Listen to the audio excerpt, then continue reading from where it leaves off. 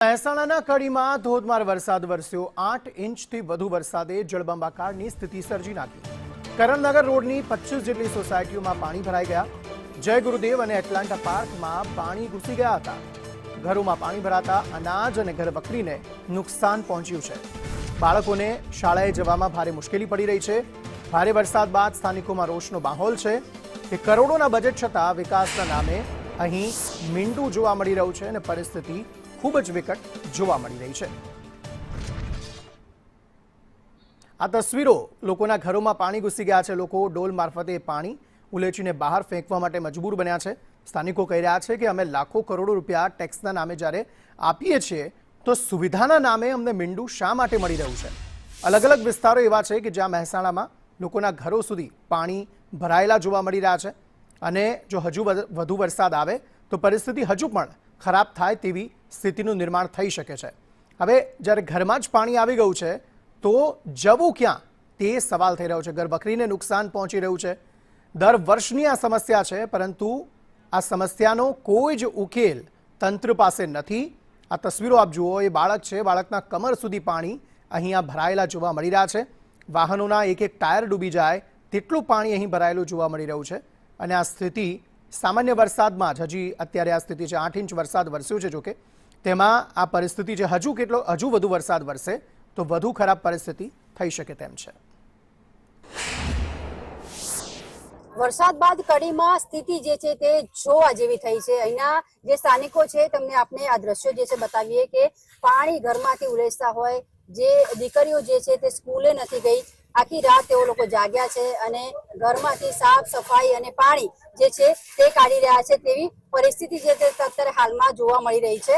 અત્યારે હાલમાં આપણે આ દ્રશ્યો જે છે તે બતાવી દઈએ।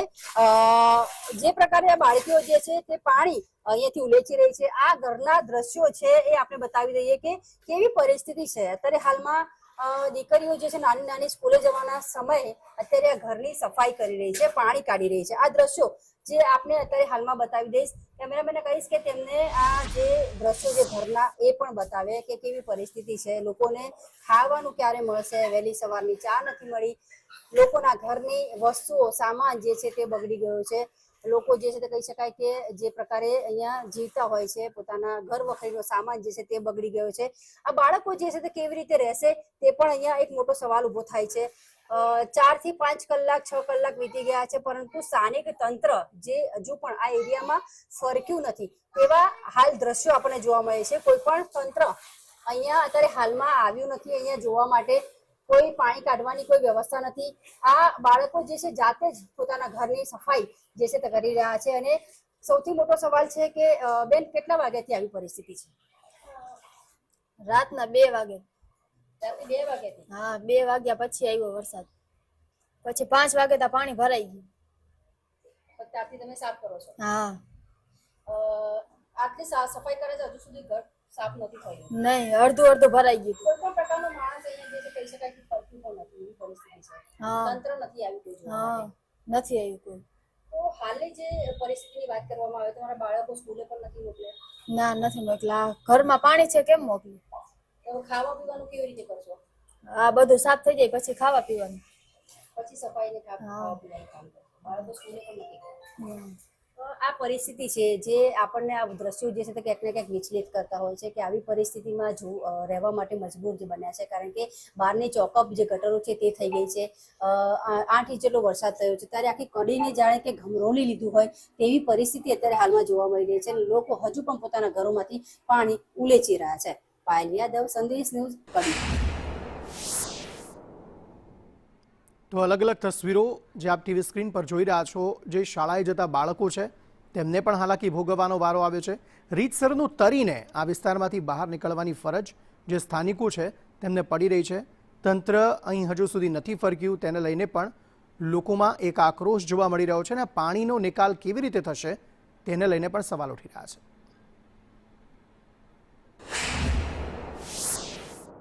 હેરાન થઈ ગયા, આખી રાત ઊંઘે નહીં અમે લ્યો।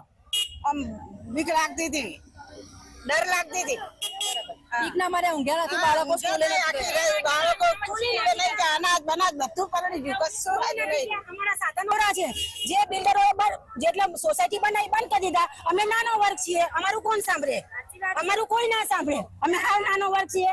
બિલ્ડરો જો બધી સોસાયટીઓ બનાવી અને હાજર કરી દીધું, કોઈ જોવા આવ્યું નહીં અમને આટલા વર્ષથી.